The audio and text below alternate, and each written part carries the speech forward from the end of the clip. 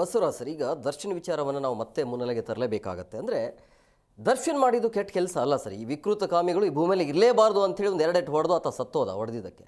ಆದರೆ ಈ ವಿಕೃತ ಕಾಮಿ ಒಳಗಡೆ ಇದ್ದಾನೆ, ಆತನಿಗೆ ಎಲ್ಲ ರೀತಿಯ ಸೌಲಭ್ಯ ಇದೆ. ಬಟ್ ಇಲ್ಲಿ ದರ್ಶನ್ಗೆ ಮೋಸ ಆಗ್ತಿಲ್ವ ಅಂತ ಅನ್ಸಲ್ವಾ?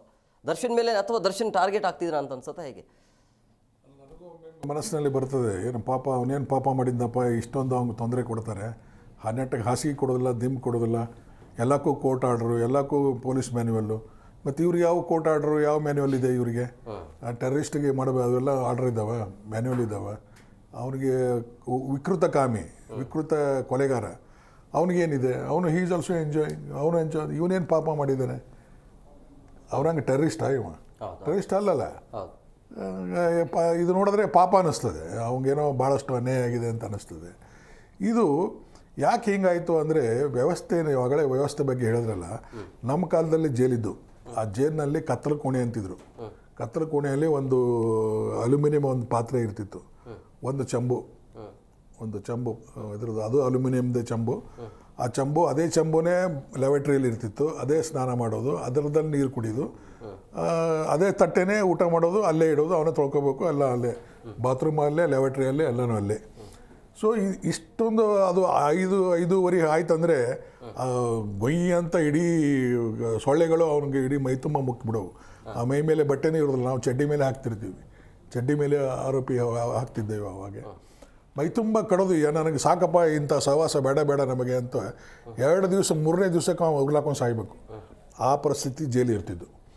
ಇದು ಜೈಲು ಸುಧಾರಣೆ ಆಗಲಿ ಅನ್ನೋ ದೃಷ್ಟಿಯಿಂದ ಮುಂದೆ ಧರ್ಮವೀರ್ ಕಮಿಷನ್ ಅಂತ ಮಾಡಿದ್ರು ಒಂದು 72ರಲ್ಲಿ. ಆ ಧರ್ಮವೀರ್ ಕಮಿಷನ್ ಮಾಡಿ ಅವನು ಅಲ್ಲಿ ಜೈಲಿನಲ್ಲಿ ಇರುವಂಥವ್ರು ಅವರು ಮನುಷ್ಯರೇ, ಶಿಕ್ಷಾ ಆದ ಅಪರಾಧಿಗಳು ಅವರು ಮನುಷ್ಯರೇ, ಅಂಡರ್ ಟ್ರಯಲ್ನು ಅವರು ಮನುಷ್ಯರೇ, ಇವರಿಗೆ ಎಲ್ಲ ರೀತಿ ಸವಲತ್ತುಗಳು ಇರಬೇಕು, ಎಲ್ಲ ರೀತಿಯ ವಾತಾವರಣ ಅಲ್ಲಿ ಇರಬೇಕು, ಸೂರ್ಯ ಬೆಳಕು ಬರಬೇಕು, ಅಲ್ಲಿ ಲೈಟ್ ಇರಬೇಕು, ಫ್ಯಾನ್ ಇರಬೇಕು, ಹಾಸಿಗೆ ಕೊಡಬೇಕು, ಪೇಪರ್ಗಳು ಕೊಡಬೇಕು, ಟಿ ವಿ ಇದ್ರೂ ಇರಬೇಕು, VIP ಇದ್ದರೆ ಎಲ್ಲ ಕಾಟ ಗೀಟು ಎಲ್ಲ ಫೆಸಿಲಿಟೀಸ್ ಇರಬೇಕು. ಇವೆಲ್ಲ ಇರಬೇಕಂತ ಮಾಡಿದ್ರೆ ಅದು ಊಟದಲ್ಲಿ ಸದಾ ಪ್ರೋಟೀನ್ 250% ಪ್ರೋಟೀನು, ವಾರದಲ್ಲಿ 2 ಸಲ, ಒಂದು ಚಿಕನ್ನು, ಒಂದು ಮಟನ್ನು ಅಥವಾ ಫಿಶ್, ಇಷ್ಟೊಂದು ಪ್ರೋಟೀನ್ ಫುಡ್ಡು. ಆಮೇಲೆ ಹಿಂದೆ 2 ರೂಪಾಯಿ ಕೊಡ್ತಿರೋದು ದಿನಕ್ಕೆ ಕೂಲಿ, 2 ರೂಪಾಯಿ ಜೈಲಿನಲ್ಲಿ. ಈಗ 15 ರೂಪಾಯಿನೋ 20 ರೂಪಾಯಿ ಮಾಡಿದೆ, 25 ರೂಪಾಯಿ 35 ರೂಪಾಯಿ ಮಾಡಿದ್ದಾರೆ. ಅವಂಗ ತಿಂಗಳಿಗೆ 15,000 ರೂಪಾಯಿ ಬರ್ತದೆ. ಈ ಮೊನ್ನೆ ಪ್ರಜ್ವಲ್ ಕೇಸ್ನಾಗ 15,000 ರೂಪಾಯಿ ಕೊಡ್ತೀವಿ ತಿಂಗಳ ಅಂತ ಯಾರು ಪೇಪರ್ದಾಗ ಓದಿದೆ, ನಾನು ಸ್ಟೇಟ್ಮೆಂಟ್ ನೋಡಿದೆ.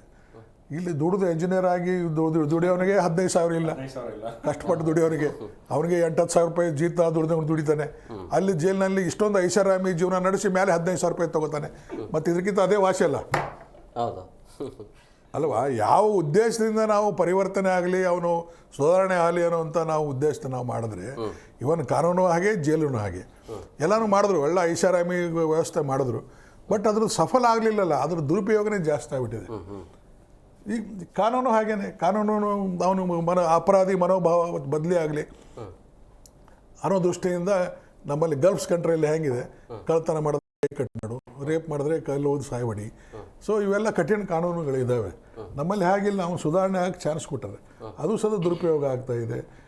ಅಲ್ಲಿ ಸುಧಾರಣೆ ಅಲ್ಲ, ಅಲ್ಲಿ ಆರ್ಗನೈಸೇಷನ್ ಆಗ್ತಾ ಇದೆ. ಈ ಚಿಲ್ಲರಿ ಕಳ ಮಾಡೋ ಇದ್ದಂದರೆ ಪಿಕ್ ಪಾಕೆಟ್ರಿ ಇದ್ದ, ಚೈನ್ ಸ್ನ್ಯಾಚರ್, ನಿಮ್ಮ ಮಗನೇ ನೀನು 50 ರೂಪಾಯಿ 100 ರೂಪಾಯಿ 1000 ರೂಪಾಯಿ ಪಿಕ್ ಪಾಕೆಟ್ ಹೊಡೆದು ಜೈಲಿಗೆ ಬರ್ತೀಯ, ಅದೇ ದರೋಡೆ ಮಾಡೋನು ಜೈಲಿಗೆ ಬರ್ತೀಯ. ನೀನು ಇಲ್ಲಿ ಒಂದು ಆರ್ಗನೈಸ್ ಮಾಡೋಣ, ನಾವೆಲ್ಲ ಕೂಡಿ ಡಕಾಯಿಟಿ ಮಾಡೋಣ, ಬ್ಯಾಂಕ್ ಲೂಟ್ ಮಾಡೋಣ, ಕೋಟಿಗಟ್ಟಲೆ KG ಗಟ್ಟಲೆ ಬಂಗಾರ ಸಿಗ್ತದೆ ಒಮ್ಮೆಲೆ, ಇವು ದೊಡ್ಡ ಮನೆ ಹೊಡೆಯೋಣ ಬಾ ಅಂತೇಳಿದು ಎಲ್ಲರೂ ರ್ಯಾನ್ಸಮ್ ಮಾಡೋಣ. ಇದೆಲ್ಲ ಅಲ್ಲಿ ಆರ್ಗನೈಸ್ ಆಗ್ತಾರೆ. ಹೊರಗೆ ಬಂದ ಮೇಲೆ ಒಬ್ಬ ಕಳ್ಳ ಇದ್ದಾವ, ಇಲ್ಲಿ 20 ಮಂದಿ ಒಂದು ಗ್ಯಾಂಗ್ ಆಗ್ಬಿಡ್ತದೆ. ಇದು ಪರಿವರ್ತನೆ, ಯಾವ ಪರಿವರ್ತನೆ ಆಗಬೇಕು, ಪರಿವರ್ತನೆ ಆಗೋದಿಲ್ಲ, ಇದು ಉಲ್ಟಾನೇ ಆಗ್ತಾ ಇದೆ. ಮತ್ತು ನಮ್ಮ ಸಮಾಜನೂ ಜೈಲಿಂದ ಹೊರಗೆ ಬಂದ ಮೇಲೆ ಆ ಸಮಾಜನೂ ಅವ್ನು ತಿರಸ್ಕರಿಸ್ತಾರೆ. ಜೈಲಿಗೆ ಹೋಗಿ ಬಂದವ, ಅವಂಗೊಂದು ಸರ್ಟಿಫಿಕೇಟ್, ಜೈಲಿಗೆ ಹೋಗಿ ಬಂದಾನ, ಅವನು ಒಳ್ಳೆ ಕಾರ್ಪೊರೇಟ್ರು MLA ಏನೇನೋ ಆಗಿಬಿಡ್ತಾನೆ. ಸೊ ಈ ಥರ ವ್ಯವಸ್ಥೆ ಇರುವಾಗ ಅದು ಬಹಳ ಪಾಲ್ಗತ್ತೆ ಸರಿ. ಇನ್ನೊಂದು ಸ್ಲೋಗನ್ ಇದೆ ಅಲ್ಲ, ಅಂದ್ರೆ ಜೈಲಿಗೆ ಹೋಗಿ ಬಂದ್ರೆ ಅದೃಷ್ಟನೇ ಅದ ಹೇಳಿದೆ ನಾನು. ಹಳ್ಳಿ ಕಡೆ ಮನೆ ಊರಿಗೆ ಸೇರಿಸ್ತಿರಲ್ಲ ಸರ್, ಮನೆಗೆ ಸೇರಿಸ್ತಿರಲ್ಲ. ಈಗಿನ ಕಾಲದ ಸನ್ಮಾನ ಮಾಡಿ ಕಾರ್ ಮೇಲೆ ಅವ್ರನ್ನ ಜೈಲಿಂದ ಹೊರಗಡೆ ಬಂದಾದಂತ ಕಾರುಗಳು ಅದು ಬೇರೆ ತರಾನೇ ಅದು. ಈಗ ಮಾಡ್ತಾರೆ ಮೆರವಣಿಗೆಯಲ್ಲಿ. ಲೋಕಲ್ ರಾಜಕಾರಣಿ ಪಟ್ಟ ಕಟ್ಬಿಡ್ತಾರೆ. ನೆಕ್ಸ್ಟ್ ಮೆಂಬರ್ ನೀವೇ, ನೆಕ್ಸ್ಟ್ ರಾಜಕಾರಣಿ ನೀವೇ. ನಮ್ಗೆ ಮೆರವಣಿಗೆಯಲ್ಲಿ ಜೈಲಿನಲ್ಲಿ ಯಾವೆಲ್ಲ ರಾಜಕಾರಣಿ ಹೋಗಿದ್ದಾರೆ, ಮುಂದೆ ಅವರು ಸೇಮ್ ಆಗಬಹುದು ಅಂತೀವಿ.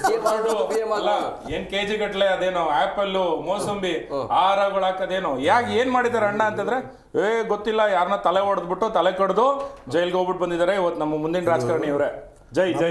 ನಮ್ಮವ್ರು ಕುಖ್ಯಾತ ರೌಡಿ ಬಂಧನ. ಹೌದು, ಅವನ ಯಾವನೋ ಪುಟ್ಕೋಶನ ಮಗ ಇರ್ತಾನೆ, ಅವನು ಕುಖ್ಯಾತಿ ಅಂತ. ಅದು ಪೇಪರ್ದಾಗ ಬೈದಿಂದ ನಾವು ಮನೆಗೆ ರೇಡ್ ಮಾಡಕ್ ಹೋದಾಗ ಮನೆಯಲ್ಲಿ ಕಟ್ ಹಾಕಿ ಹಾಕ್ಸೇನವ ಆ ಪೇಪರ್ ಕುಖ್ಯಾತ ರೌಡಿ ಅಂತ. ಅಂದ್ರೆ ಅದು ಸರ್ಟಿಫಿಕೇಟ್ ಅವನಿಗೆ, ನಾನು ಕುಖ್ಯಾತ ಇದೀನಿ ಅಂತ ಮನೆಗೆ ಬಂದಾಗ ಹೆಮ್ಮೆ ಅವನಿಗೆ.